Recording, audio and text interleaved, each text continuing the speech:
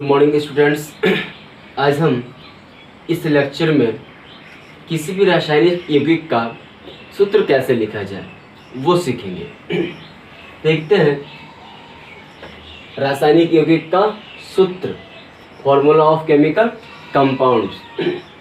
किसी भी अणु को उसके अवयवी परमाणुओं के संकेतों के रूप में प्रस्तुत करना, यानी कि कोई भी अणु जो हमारा बनता है वो परमाणुओं की सहायता से बनता है। तो परमाणुओं के संकेत के रूप में जब उसे प्रस्तुत कर देते हैं, प्रदर्शित कर देते हैं, दिखा देते हैं, तो उसी रूप को हम लोग रासायनिक सूत्र कहते हैं। रासायनिक यौगिकों का सूत्र परमाणुओं के समूह जिन पर धनात्मक या ऋणात्मक आवेश रहता है द्वारा बनता है। अर्थात हमारा जो रासायनिक यौगिक होगा वो धनायन कोई भी परमाणु मान लेते हैं इस पर पावर प्लस दे लेके किसी को बोलते हैं धनायन, और ऋणायन यदि कोई परमाणु हुआ है इसका पावर माइनस के रूप में रहे किसी को ऋणायन बोलते हैं।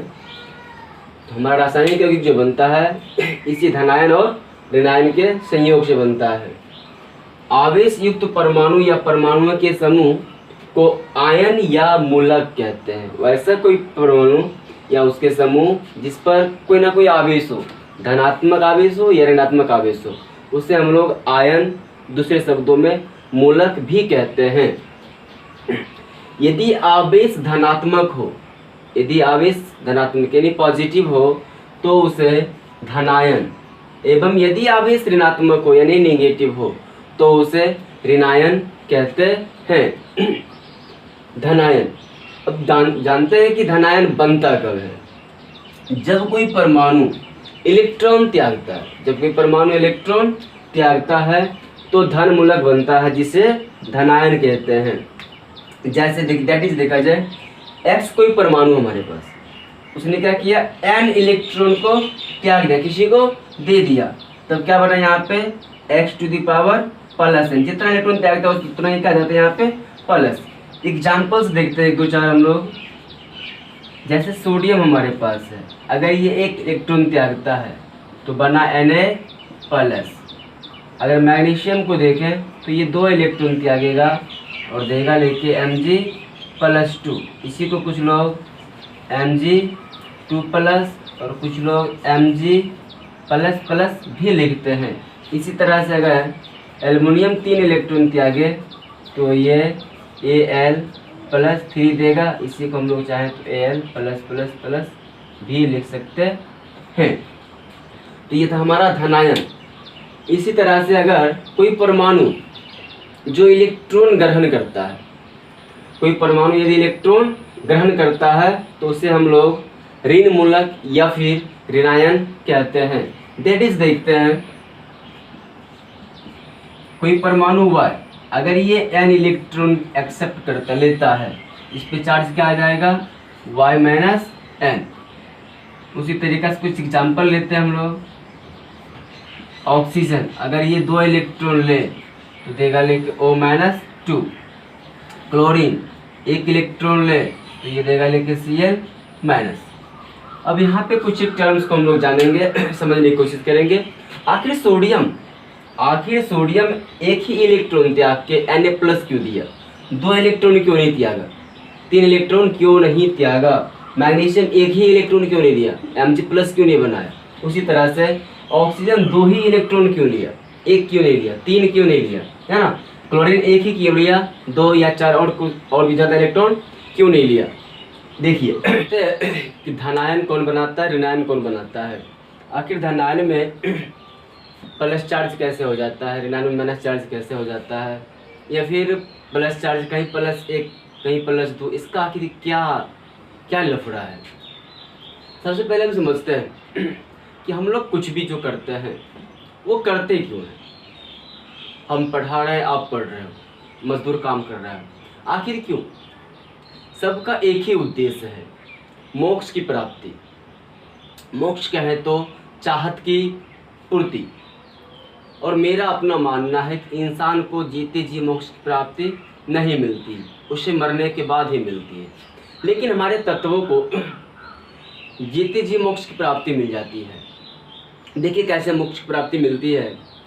तत्व हमारा कहता है यदि हमारे बाहरी कक्षा में 8 इलेक्ट्रॉन ला दो तो मुझे दुनिया से कुछ नहीं चाहिए, अर्थात उसे मुक्ति मिल जाएगी, मोक्ष मिल जाएगी। अब देखिए कुछ तत्व हमारे पास हैं, हीलियम, नियन, आर्गन, क्रिप्टन, जेनन, रेडन। 2, 10, 18, 36, 54, 86 ये सभी हमारे अक्रिय गैस है। अक्रिय मतलब ये किसी से अभिक्रिया नहीं करता है। तो हमारे पास जितने भी तत्व हैं सभी चाहते हैं इन्हीं की तरह विन्यास प्राप्त करें, इन्हीं की तरह बिहेव करें हम, तब उसे भी क्या मिल जाएगा, मोक्ष की प्राप्ति हो जाएगी। आइए समझते हैं।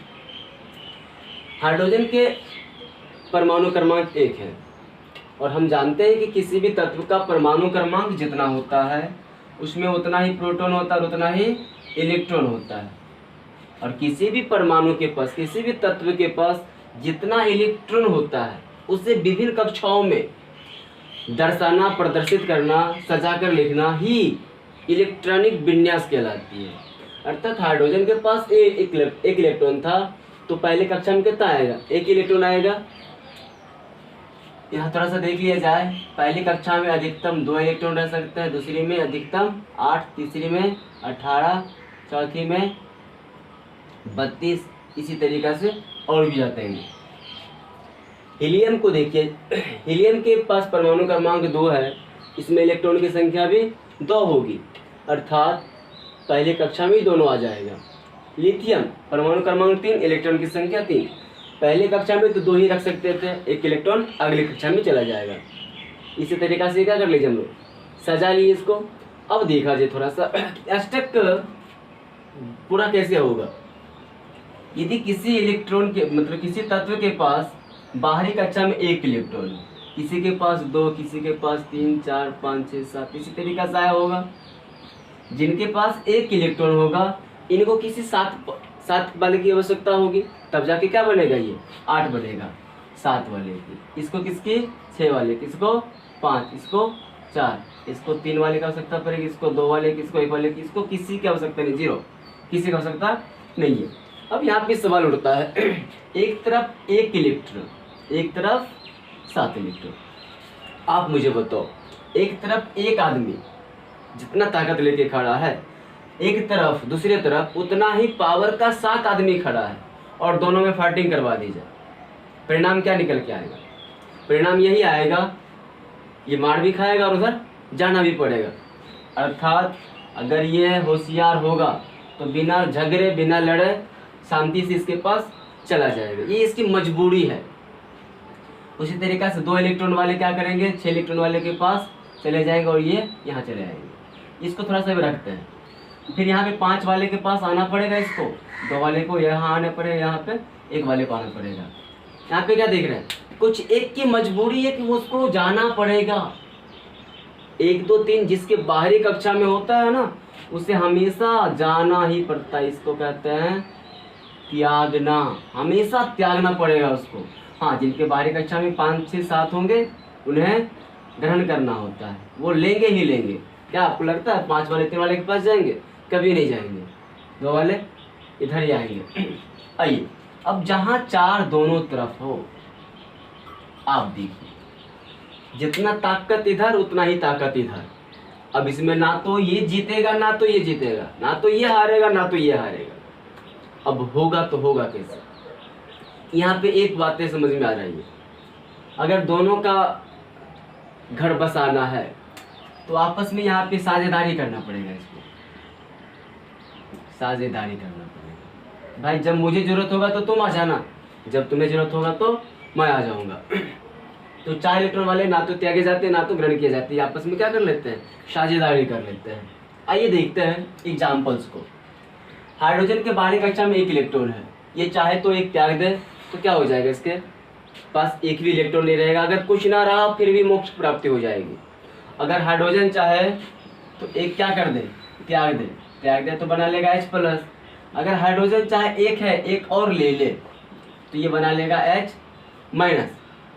अब H- बनाने से इसके पास फायदा क्या है, हीलियम के बाहरी कक्षा में भले ही 2 इलेक्ट्रॉन है लेकिन इसकी वैलेंसी कितनी होती है, 0, क्योंकि ये हमारा अक्रिय गैस है। तो हाइड्रोजन भी चाहेगा इसी की तरह बिहेव करे, इसलिए हाइड्रोजन कभी त्यागता है तो कभी ग्रहण भी कर सकता है, क्योंकि हीलियम की तरह इसको बिहेव करना है। आइए देखते हैं आगे लिथियम। इसके बाहरी कक्षा में एक इलेक्ट्रॉन, अगर ये ना होता तो ये द्वितीयक यानी कि अक्रिय गैस की तरह बिहेव कर लेता। तो लिथियम को एक इलेक्ट्रॉन त्यागना मजबूरी है, इसको 2 इलेक्ट्रॉन त्यागना, इसको 3, क्योंकि 4 वाले इलेक्ट्रॉन त्यागेंगे नहीं, ये इलेक्ट्रॉन नहीं त्यागेंगे। नाइट्रोजन 3 लेगा, नाइट्रोजन 3 लेगा, ये कितना लेगा 2 लेगा, ये कितना लेगा 1 लेगा, ये लेगा ही नहीं, ये तो अक्रिय गैस है, क्योंकि इसके बाहरी कक्षा में ऑलरेडी 8 इलेक्ट्रॉन हो चुके हैं। सोडियम, इसके बाहरी कक्षा में 1 इलेक्ट्रॉन, अगर ये 1 ना हो तो इसके बाहरी कक्षा में 8 इलेक्ट्रॉन हो जाएगा, अर्थात सोडियम का 1 इलेक्ट्रॉन त्यागना मजबूरी है। मैंने बोला था सोडियम 1 इलेक्ट्रॉन त्याग कर क्या देता है आपको लेके Na+। आखिर ये सोडियम 2 इलेक्ट्रॉन त्याग कर Na+2 क्यों नहीं देता, लेके जान लीजिए रीजन।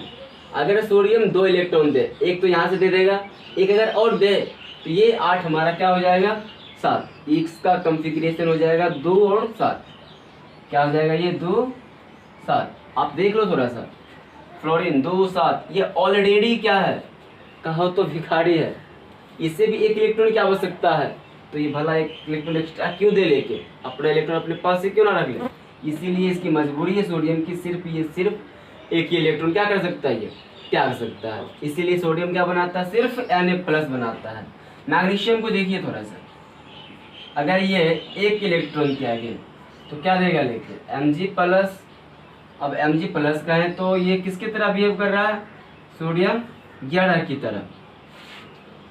अब सोडियम ऑलरेडी फिर से वो अष्टक प्राप्त नहीं कर चुका है, तो ये भी चाहता है अष्टक प्राप्त करे, तो ये मैग्नीशियम कभी नहीं चाहेगा हम क्या करें सोडियम की तरह बिहेव करें, इसलिए इसको 1 इलेक्ट्रॉन और त्यागना पड़ेगा, Mg+ को 1 इलेक्ट्रॉन और त्यागना पड़ेगा, और क्या बनाएगा फिर ये Mg+2।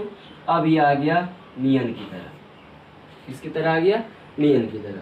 तो यहाँ पे गौर से देखेंगे तो पता चल जाएगा जिसके जिसके बाहरी कक्षा में 1 2 3 आया है, 1 2 3 ये त्यागेगा, यानी कि त्यागता है। जहाँ 5 6 7 आया वो ग्रहण करता है, फिर से जहाँ 1 2 3 आया क्या करेगा, त्यागता है। जहाँ 5 6 7 है वो क्या करेगा, फिर हमारा ग्रहण करेगा। 1 2 है क्या करेगा, ये त्यागेगा। और वैसे परमाणु जो क्या करते हैं, इलेक्ट्रॉन त्यागते हैं, उसे धातु कहते हैं, जो ग्रहण करते हैं उसे अधातु कहते हैं। त्यागने वाले हैं तो धातु हो जाएंगे, ग्रहण करने वाले हैं तो अधातु हो जाएंगे, फिर ये त्यागने वाले हमारे ये धातु हो जाएंगे। यहाँ पे 2 4 चीज़ें हमने सीखा कि कोई भी परमाणु इलेक्ट्रॉन त्यागता है तो त्यागता क्यों है, ग्रहण करता है तो ग्रहण क्यों करता है। सेकेंड देखें कि त्यागने वाले त्यागने वाले जो हमारे तत्व होते हैं, हमारे परमाणु होते हैं, वो हमारे तत्व होते हैं, और ग्रहण करने वाले हमारे क्या होते हैं, अधातु होते हैं। त्यागने वाले धातु और ग्रहण करने वाले अधातु होते हैं, और सबका एक ही उद्देश्य है, किसी न किसी रूप में क्या करें हम लोग, मोक्ष की प्राप्ति करें। आइए अब इसकी मदद से, धनायन और ऋणायन की मदद से हम लोग क्या करेंगे, रासायनिक यौगिक का सूत्र बनाएंगे।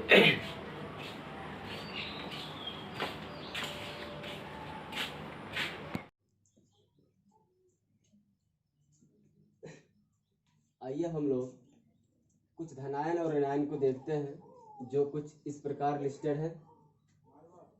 Hydrogen H+, sodium Na+, lithium Li+, potassium K+, silver Ag+, ammonium NH4+, mercurous Hg2+2, cuprous Cu+, barium Ba+2, magnesium Mg+2, calcium Ca+2, cadmium Cd+2, cupric Cu+2, Hg+2 mercuric, Fe+2 ferrous, Zn+2 zinc, CO+2 cobalt, Al+3 aluminium, Fe+3 ferric, Cl+3 chromium, As+3 arsenic, Pt+4 platinum.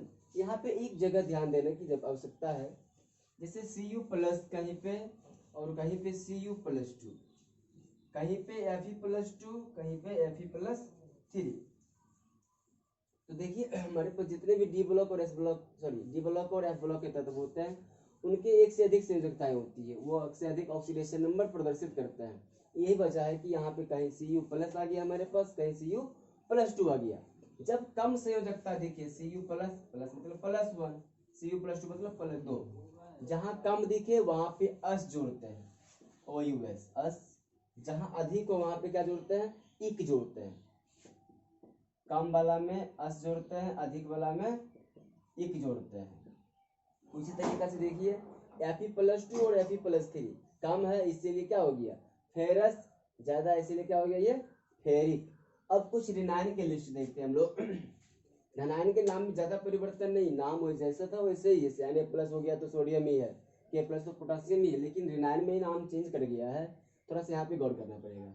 Cl- chloride, Br- bromide, I- iodide, OH- hydroxide, NO3- nitrate, NO2- nitrite, Cl- cyanide, MnO4- permanganate, ClO3- chlorate, O-2 oxide, SO4- sulphate, CO3- carbonate, HSO4- थोड़ा सा ध्यान दीजिए, SO4 simply था तो क्या लिखा गया, sulphate. अगर इसके साथ क्या कर दिया जाए, हाइड्रोजन को कर दिया जाए, तो ये या तो बाय सल्फेट लिखाएगा या फिर हाइड्रोजन सल्फेट, दोनों सही है।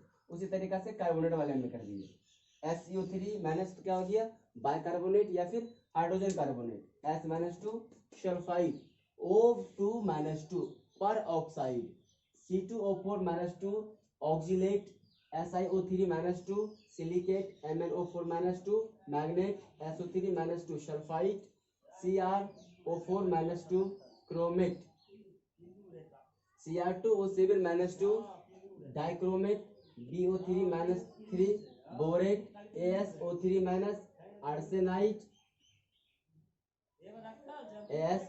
AsO4- arsenate, N- nitrite, P- phosphide, AlO3- aluminate, CO4- phosphate, PO3- phosphite. अब देखते हैं इसकी मदद से रासायनिक यौगिक बनाते कैसे हैं। कुछ एक एग्जांपल लेके आपको हम दिखाते हैं, जब तक इसको स्क्रीनशॉट कर लीजिए।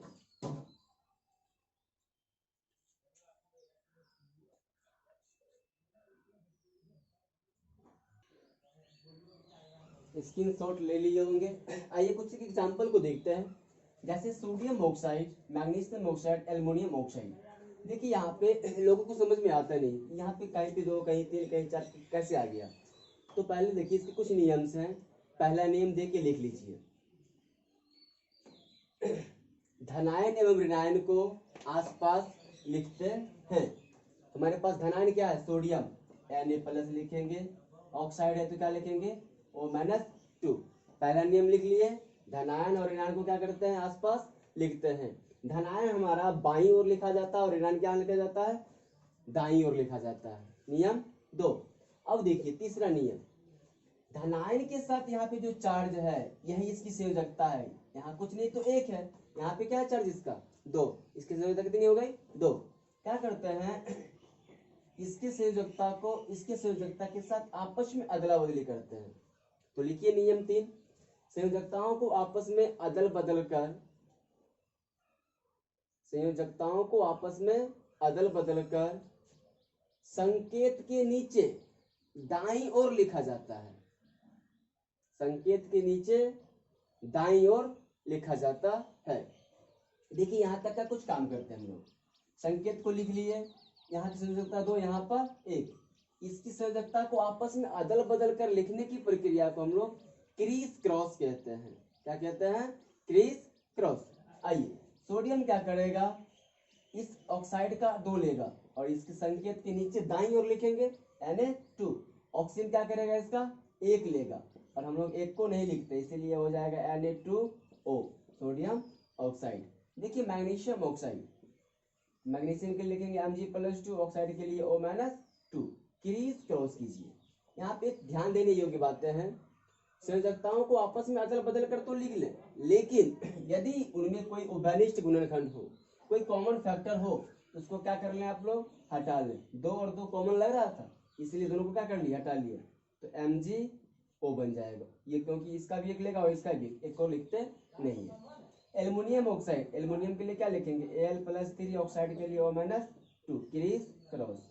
एल्युमिनियम इसका 2 ले लेगा और ऑक्सीजन इसका 3 ले लेगा, एल्युमिनियम ऑक्साइड। यहाँ ध्यान देने योग्य बातें क्या थी कि sodium oxide, magnesium oxide, aluminium oxide सब आखिर है तो ऑक्साइड ही, लेकिन कहीं पे 2, कहीं पे कुछ नहीं, कहीं पे 3, 2 क्या है। अब यहाँ समझ में आ गया होगा आपको, ये जो 2 आया है सोडियम के साथ, ये 2 इसका अपना नहीं, इस ऑक्सीजन का है। यहाँ पे जो 2 आया है ये 2 एल्युमिनियम का नहीं, ये ऑक्सीजन का है। और यहाँ जो 3 आया है हमारे पास, ये 3 ऑक्सीजन का नहीं, एल्युमिनियम का है। ये तो सिंपल एग्जांपल्स थे। आइए 3 एग्जांपल कुछ और देखते हैं हम लोग। सोडियम हाइड्रोक्साइड, सोडियम के लिए लिखेंगे हम लोग Na+, हाइड्रोक्साइड के लिए लिखेंगे OH-। क्रीज क्रॉस कीजिए तो क्या लिखाएगा, NaOH। ज्यादा लफड़ा नहीं था। अब थोड़ा सा देखा जाए, कैल्शियम हाइड्रोक्साइड, कैल्शियम के लिए क्या लिखेंगे, Ca+2, हाइड्रोक्साइड के लिए OH-। क्रीज क्रॉस कीजिए, कैल्शियम Ca, इसका 1 लेगा तो 1 को लिखना तो है नहीं, OH इसका 2 लेगा, OH2 अगर ऐसा लिखें तो ये लिखना गलत होगा। गलत इसलिए होगा क्योंकि यहाँ पे OH2 लिखने से पता ये चल रहा है कि हाइड्रोजन की 2 है संख्या, लेकिन जबकि आप जानते हैं कि ये कैल्शियम जो 2 दिया लेके किसको दिया, रिनाइन को, O को भी दिया और H को भी दिया। अर्थात यहाँ पे जो 2 लिखेंगे इसको पैरेंथेसिस ब्रैकेट में लिखेंगे, इसीलिए ये हो जाएगा हमारा CaOH का होल टू। अब ये आपका सही है। एल्युमिनियम हाइड्रोक्साइड, एल्युमिनियम ऑक्साइड है, सॉरी यहाँ हाइड्रोक्साइड ले लीजिए, Al+3 OH- crease cross, OH का होल 3 देंगे, लेकिन क्योंकि ये जो 3 दे रहे हैं ना, दोनों के लिए दे रहे हैं। नोट कर लिया जाए इसको भी। कुछ एक एग्जांपल आपको मैं और दिखाता हूँ।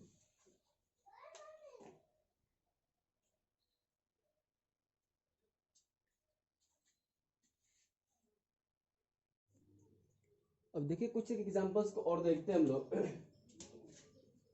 क्यूप्रस क्लोराइड और क्यूप्रिक क्लोराइड। क्यूप्रस अस मतलब कम संयोजकता, एक मतलब ज्यादा संयोजकता। अब देखिए कॉपर क्या क्या दिखा रहा था हमारे पास, Cu+ और Cu+2, कम कम मतलब अस वाला के पास ले जाएंगे, Cu+, क्लोराइड मतलब Cl-, एक एक ही है तो क्रीज क्रॉस करवाएंगे तो क्या देगा, लिखिए CuCl। यहाँ पे क्यूप्रिक मतलब Cu+2, क्लोराइड मतलब Cl-, क्रीज क्रॉस करवाएंगे तो क्या देगा, CuCl2। फेरस ऑक्साइड अस, फेरिक अस, अस मतलब कम, इसका था एक +2 और एक था इसका +3, और ऑक्साइड O-2 दोनों कॉमन मिल रहे हैं, काट दीजिए, क्या देगा ये लिख के FeO। यहाँ पे ऑक्साइड तो O-2, क्रीज क्रॉस करेंगे, Fe इसका 2 ले लेगा, O इसका 3 ले लेगा। देखिए एल्युमिनियम सल्फेट, एल्युमिनियम का है तो Al+3, सल्फेट का है तो SO4-2, क्रीज क्रॉस। एल्युमिनियम इसका 2 ले लेगा, सल्फेट इसका 3 लेगा, क्योंकि इसमें एक से अधिक परमाणु, इसे इसको ब्रैकेट में लिखना पड़ेगा। पोटासियम डाइक्रोमेट, पोटासियम मतलब K+, डाइक्रोमेट मतलब Cr2O7-2, क्रीज क्रॉस। पोटासियम क्या करेगा, इसका 2 लेगा, Cr2O7 इसका 1 लेगा, लिखने की जरूरत नहीं। K2Cr2O7 क्या हो गया, potassium dichromate. Potassium permanganate, potassium का है तो K+ permanganate MnO4-, crease cross करवाएंगे तो देगा यानी कि KMnO4, पोटासियम परमैंगनेट।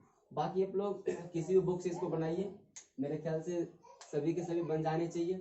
यदि प्रॉब्लम हो तो कमेंट कीजिए।